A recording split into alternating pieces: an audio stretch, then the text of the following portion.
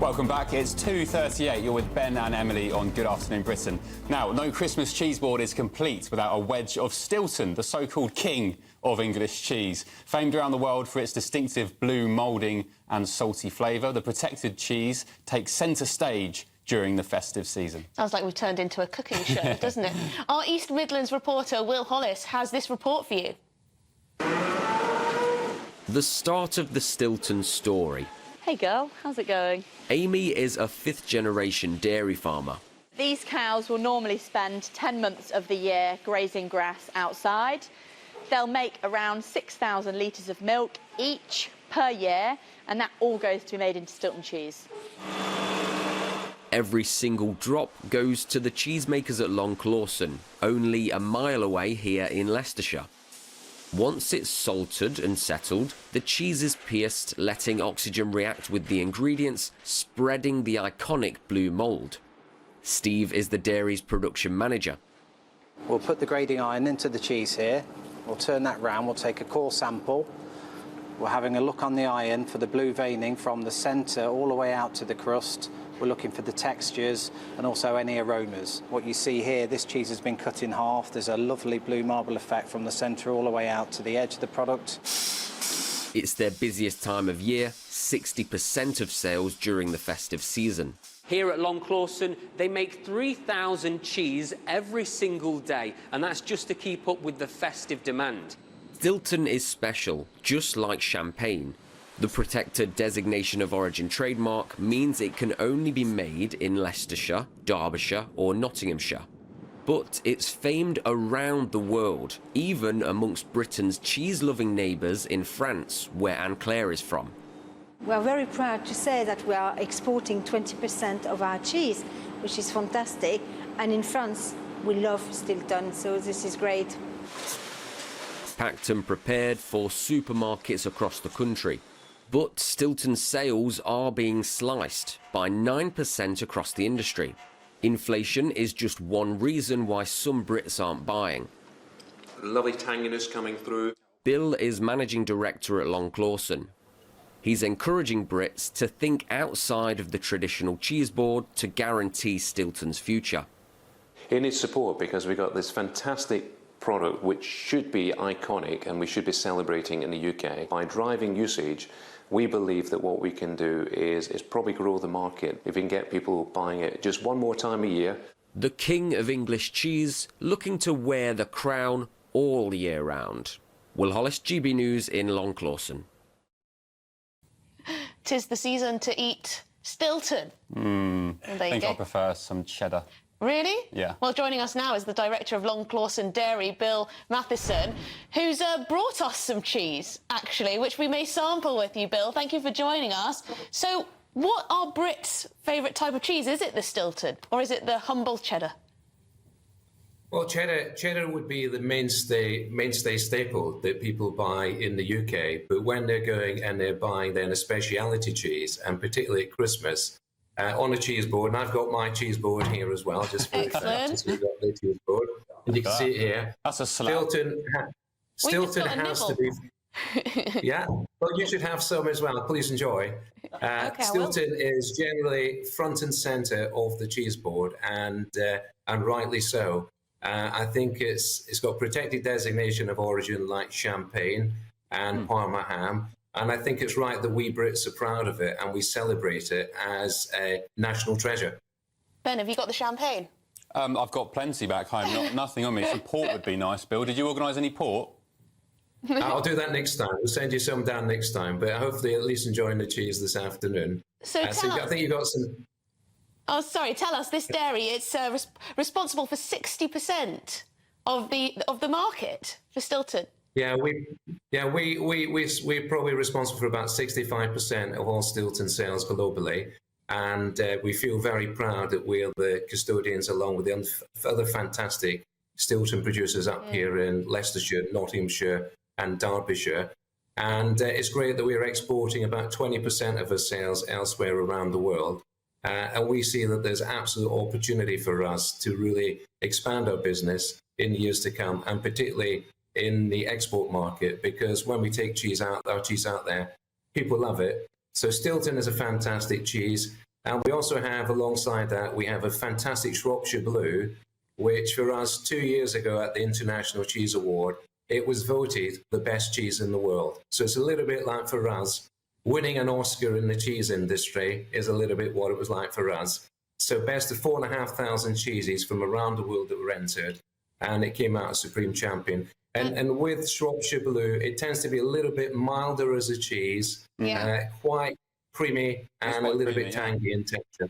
Now, are we selling, just lastly, are we selling the blue cheeses to the likes of France? Because, of course, they've got their Roquefort. Roquefort's French, isn't it? And the other one. Yes, it is. Yeah, Roquefort from France. You've got Dolce Latte from Italy, and we're selling it out there. We're selling it, actively exporting into those markets. Our biggest export market being the US for us, but also in Europe. The Europeans are loving our Stilton, so we see they real. They don't do cheese in America, do they? The Yanks just have no idea when it comes to cheese, do they? No, well, it's a very different cheese they make out there. I think all around Wisconsin, there's massive cheese makers, but I don't think they make it as the speciality cheese that we make here in the same quality, and that's why I think we're so successful when we sell into the US market. That's pretty good, and we're selling to the Europeans too, which is always good news. Thank you very much for your time, and thank you for the cheese. It's very tasty. Brilliant. Really tasty. I'd definitely recommend. Bill Matheson, director of Long Clawson Dairy. You didn't want to tell Bill your admission then before we went on air? Which is? Your secrets. That I do like French stinky cheese. Yes, I do, yes. You're meant to be a GB News patriot. I know. I'm shocked. Oh, well, our panel are here. Our panel are here, if you can hear them. Of course, sorry, we're tipping off from We have the former editor of the Sunday Express, Martin Townsend, and the former Labour advisor, Matthew Larser, who have also got some cheese. We can dive Please do tuck in. Tell us what you like. You've gone for a red Leicester by the looks of things. Was it the Shropshire, the yellow one, that he was talking about? I think that's the best. I think that's better than the Stilton. The marbled orange one. Very good cheese, actually. It's a very good red Leicester. Not an overwhelming flavour, but strong, but not overwhelming. I would choose cheese over a pudding. That's interesting. Yeah. So would my son. Yeah. I wouldn't go down that road. You go straight for the sticky toffee. Whenever you're talking about cheese and politics, you remember Charles de Gaulle said, "How can anybody run France? How can you govern a country which has got 4,000 types of cheese?" So we could become ungovernable. Absolutely. If we make too much. We don't just have cheese.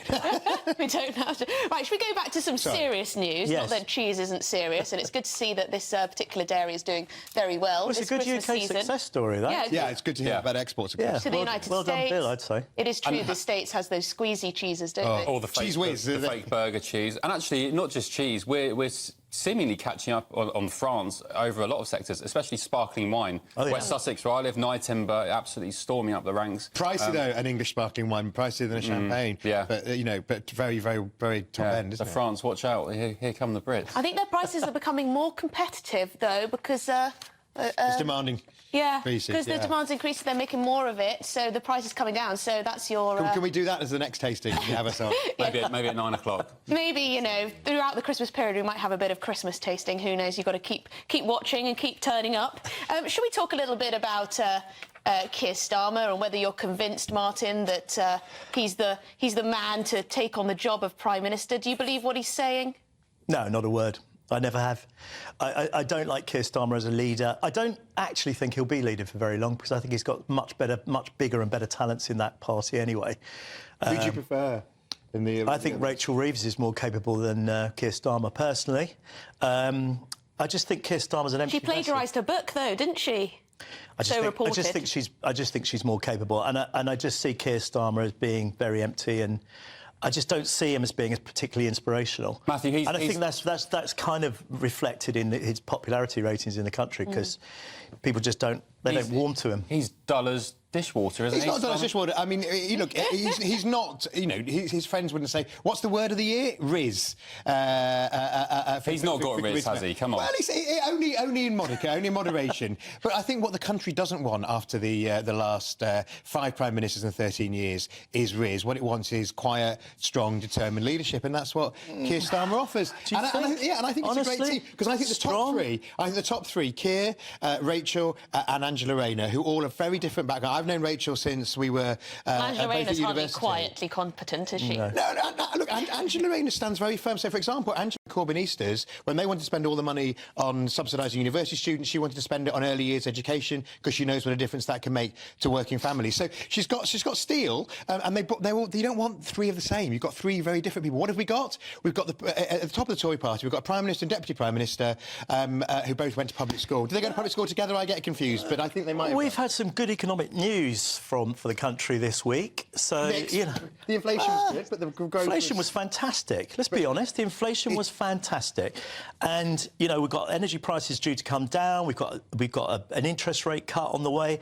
You know, quietly getting on with it is what Rishi Sunak has been doing. I've been very critical of him in the past.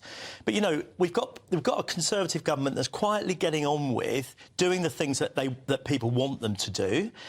Meantime, you've got Keir Starmer, who goes off to Ukraine and, you know, he says everything you'd expect him to say, but not with any great conviction, if I'm honest. And he has no policies. There's nothing there. What about his stance on the doctors' strikes? Well, I don't know what his stance on that is, but I assume that he's in favour, is he? No. I mean, and Wes Streeting this week, who's another great talent, who's the health spokesperson, who's a coming talent, has been absolutely clear the doctors are not going to get 35% because... Yeah, but they say that now. This is the point. They're saying that now, but that will not be the case when they get in. They're going to get everybody coming to them. Every union's going to come to them. And they'll say they want to spend all the money on subsidising university students. She wants to spend it on early years education because she knows what a difference that can make to working families. So she's got steel, and they don't want three of the same. You've got three very different people. What have we got? Most intransigent when it comes to agreeing to a pay rise, a pay offer from the government. Do they go to public school together? I get confused, but I think they might. We've had some good economic news from the country this week. They can be a bit vague in opposition, but they are saying, you know, if we were in government, we'd be able to hash out a deal far better than the Conservatives can. Obviously, they're not going to put a number on it. An interest rate cut on the way. A huge breakdown of trust between the junior doctors and the government. Has been doing. So I think there is actually that it's not just baloney to say that we've got a Conservative government that's quietly getting on with doing the things that people want them to do. Meantime, you've got Keir Starmer who goes off to Ukraine and, you know, he says everything you'd expect him to say, but not with any conviction, if I'm honest. And he has no policies. There's nothing there. People are still going to queue up. People are still going to threaten all of this action. I mean, the fact is that the NHS quietly are getting on some really amazing things. No, whole thing that's going on at St Thomas's at the moment with these rapid operations at weekends, where you're cutting down the waiting list by doing the doctors are not going to get 35% because... Yeah, but they say that now. This is the point. They're saying that now. Which I was reading about the other week. That will not be the case when they get in. They're going to get everybody coming to them. There should be a Royal Commission on the NHS. And I also say that they won't say no, whatever Keir Starmer says about the NHS, he's not going to be true to that because ultimately his loyalty is to the unions and he will always listen to the unions. No, he will. He'll always listen to the unions. But what I do think is that the Royal Commission should look at the NHS and the future of the NHS, and one of the things it should do is put doctors and nurses and how they want the NHS to be right at the centre. We might agree on Joy but they are saying, you know, if we were in government, we'd be able to hash out a deal far better than the Conservatives can. Obviously, they're not going to put a number on it. I think what there has been is a huge breakdown of trust between the junior doctors and the government. Learning lessons both from the Australians. I think there is actually that it's not just baloney to say that Labour will be able to negotiate a better deal. But it would have to be a hard deal, and Wes Street has been absolutely clear this week. It's not just about pay. The answer to the NHS is not just about pay. The answer is to give doctors and nurses a bit more say about how things are run and how they work. The money won't be there, but people are still going to queue up. People are still going to threaten all of this action. I mean, the fact is that the NHS quietly are getting on with some really amazing things.